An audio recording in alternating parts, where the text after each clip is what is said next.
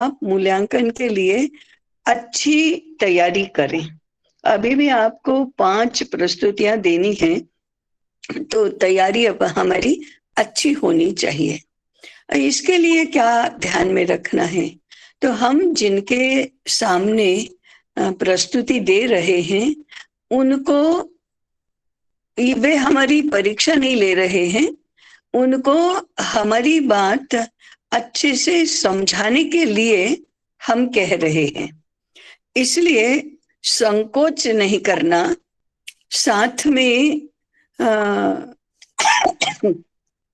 भयभीत भी नहीं होना, परंतु सबको स्पष्ट समझ में आना चाहिए कि हम क्या कह रहे हैं। ये बात सबसे अधिक महत्वपूर्ण है।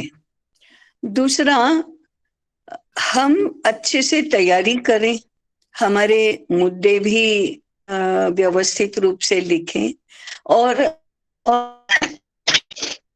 और हमें जिन सह अध्येताओं में श्रद्धा है, फिर वो भृगुगट के हो सकते हैं, श्वेत केतु के हो सकते हैं, प्राज्ञ के हो सकते हैं, अग्रपाथी हो सकते हैं, कोई भी, उनके उनके साथ इसकी चर्चा करें कि ये मेरी प्रस्तुति ठीक है कि नहीं है, या इसमें मुझे क्या करना चाहिए।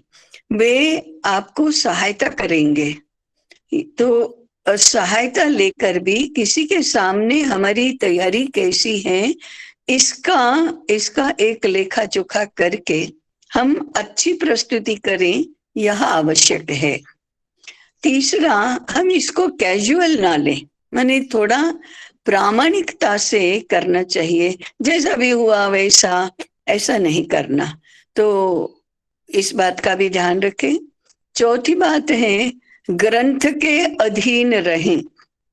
ग्रंथ के बाहर की जानकारी सही नहीं होती है ऐसा नहीं है, मूल्यवान नहीं होती है ऐसा भी नहीं है, हमारा मुद्दा स्पष्ट करने के लिए उपयोगी नहीं होती है ऐसा भी नहीं है, परंतु हमारा लक्ष्य है अदिति पक्की करना।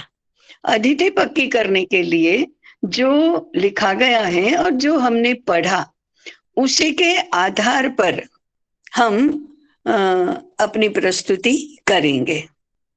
चाहे तो हम पूरा लिखकर तैयार करें, उसको 2-4 बार पढ़ें, उस कारण से हमारी भाषा शुद्धि भी होगी, और उसमें जो व्याकरण की अशुद्धि है वह भी दूर होगी, तो वह हमारी प्रस्तुति अच्छी होगी। तो आप लिखें, 4 बार पढ़ें, किसी के साथ इसकी चर्चा करें, लेकिन फिर पढ़ा हुआ बोले नहीं, माने पढ़कर बोले नहीं, वो याद किया हुआ बोले। याद करने में भी रटन करना, रट्टेबाजी करना ये जरूरी नहीं है।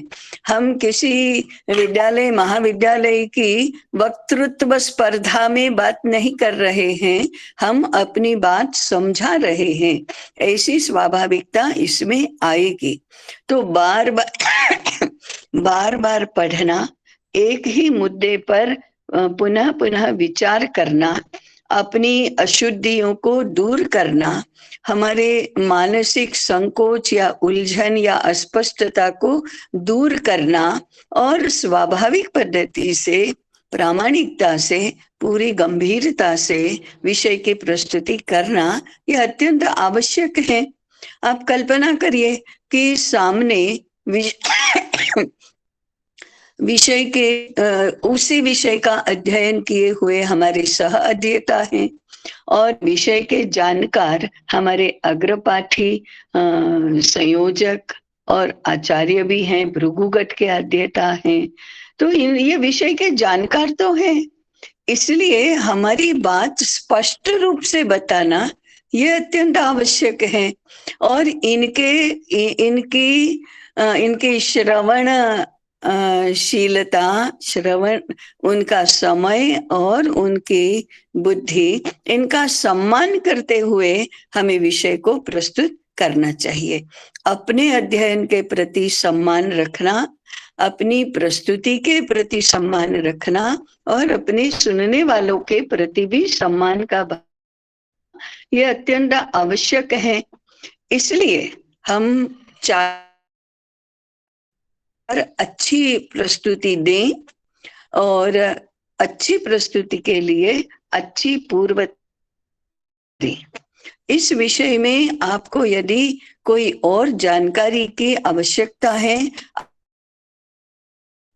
आप अपने अग्रपाथी या अपने भृगुगत के किसी भी अध्येता और मेरा संपर्क कर सकते हैं। हम चाहेंगे कि हमारे सभी अध्येता अच्छी प्रस्तुति देने में ही यशस्वी हो। हम इनको अध्येताओं को अनुत्तीर्ण करना या उनके दोष ही देखना, ये मूल्यांकन का उद्देश्य नहीं है।